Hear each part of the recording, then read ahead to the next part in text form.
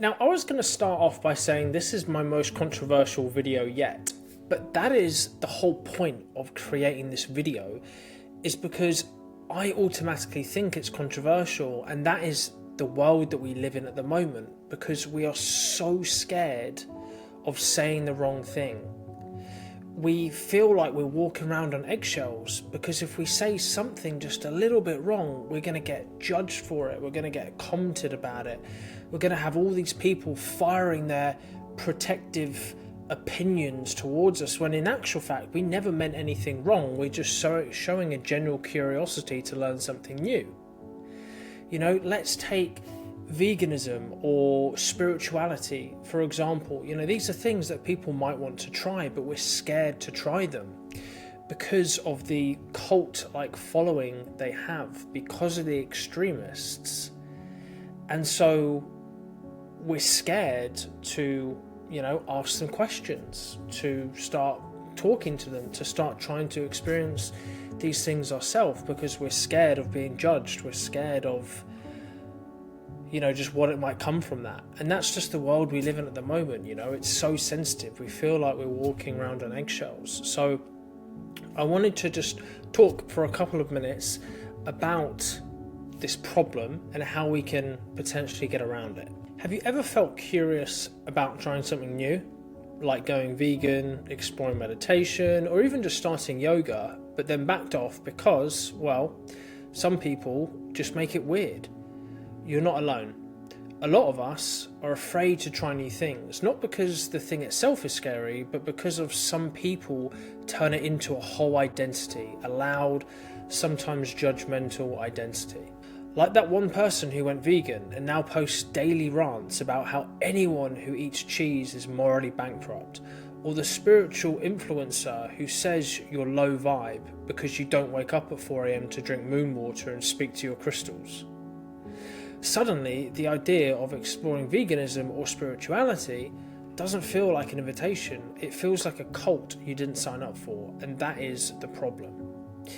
The extremes often get the spotlight. They're louder, more dramatic, more likely to go viral, but they don't represent the quiet, balanced majority, the folks who are just generally trying to live better and more mindful lives. Trying something new doesn't mean you have to go all in or abandon who you are. You don't have to be a perfect vegan or the next enlightened guru. You can explore, you can try new things, you can be curious without being consumed. And if you ever felt hesitant because the extremes turned you off, give yourself permission to redefine what that thing means to you.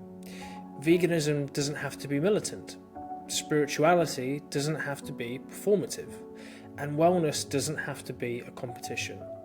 So if you're curious, try it. Quietly, gently, authentically. Because trying something new doesn't mean becoming someone else. It just means expanding who you already are.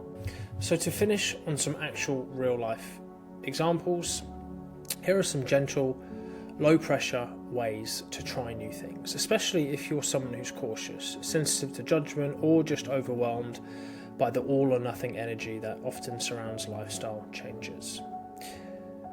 Number 1, start with curiosity, not commitment. So instead of saying I'm going vegan, try I'm curious what it's like to eat plant-based for a few meals. The curiosity gives you freedom to explore without pressure to label yourself. 2, try it in private first. Experiment in your own space, away from opinions or social media. Meditate for 2 minutes, cook a new kind of meal, journal your thoughts. You don't have to announce it or turn it into content. 3, redefine it on your own terms. You don't have to copy how others do it.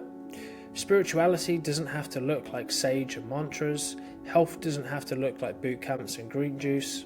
Make it yours, something that fits your energy and your values. And 4th, take what resonates and leave the rest. Every idea or practice is a buffet. You're allowed to take one thing and walk away from the rest. Not vibing with crystals? Cool. Love breathwork? Keep that. And actually, lastly, a bonus point is accept that discomfort doesn't mean you're doing it wrong. Trying something new will feel unfamiliar, and that's okay. Growth often starts with a little resistance. It's just part of the process.